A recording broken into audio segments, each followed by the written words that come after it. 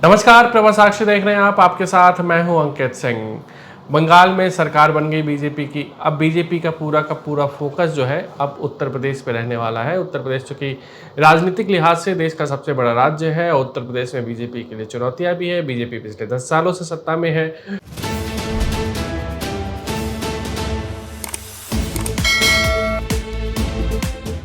योगी आदित्यनाथ के नेतृत्व में बीजेपी यहाँ पर शासन कर रही है। लेकिन उत्तर प्रदेश का चुनाव अगर देखा जाए तो जिस तरीके से लोकसभा चुनाव में उत्तर प्रदेश में बीजेपी को बड़ा झटका लगा था, उसके बाद उत्तर प्रदेश में जाहिर सी बात है बीजेपी के लिए चुनौतियां बढ़ी होंगी और बीजेपी उन चुनौतियों का कैसे समाधान करती है ये देखने वाली बात होगी। फिलहाल बीजेपी का कार्यकर्ताओं का एक तरीके से कह सकते हैं कि ट्रेनिंग चल रहा है। बीजेपी चूंकि अपने कैडर को, अपने कार्यकर्ताओं को अधिक प्राथमिकता देती है और इसलिए चुनावों के लिहाज से उत्तर प्रदेश में कार्यकर्ताओं का फिलहाल प्रशिक्षण चल रहा है। लेकिन बीजेपी ने हाल में ही योगी आदित्यनाथ मंत्रिमंडल का विस्तार किया, जातीय समीकरण को साधने की कोशिश की गई। इसके अलावा उत्तर प्रदेश पर अब पूरा का पूरा ध्यान केंद्रित कर दिया गया है।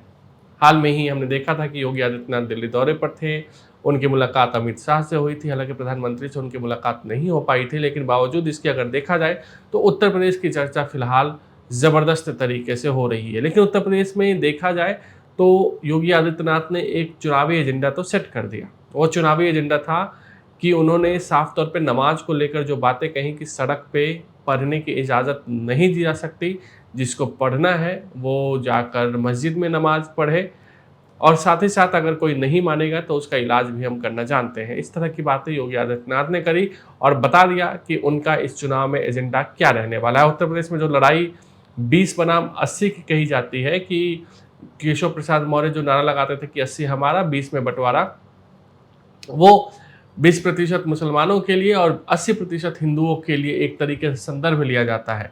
हालांकि बीजेपी ने जिस तरीके से राजनीति की है उसमें ये बार बार देखने को भी मिला है। अब उसके बाद अखिलेश यादव ने पलटवार किया। वो बोल रहे हैं कि सड़कों पर सारे काम होते हैं, अगर ये काम हो गया तो क्या खराब हुआ। इससे अखिलेश यादव जिस तरीके की राजनीति करते हैं, एक तरीके का मुसलमानों का सिंपैथाइजर बन के, वो चीज़ भी हमें देखने को मिली है।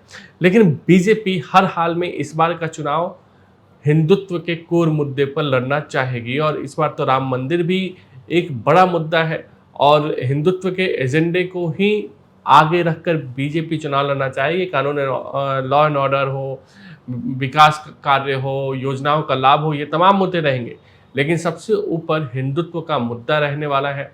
और बीजेपी हर हाल में ये चाहेगी कि अखिलेश यादव कहीं से भी जो पीडीए वाला गेम कर रहे हैं वो सफल ना हो पाए, क्योंकि जहां हिंदुओं का वोट जातियों में बटा वहां बीजेपी को नुकसान होगा और बीजेपी इस बात को भली भांति समझती है। और ये कैसे बचेगा, तो रिजर्वेशन की बात उठाकर, संविधान की बात उठाकर, दलितों की बात उठाकर, ओबीसी की बात उठाकर, और यही विपक्ष लगातार कर रहा है।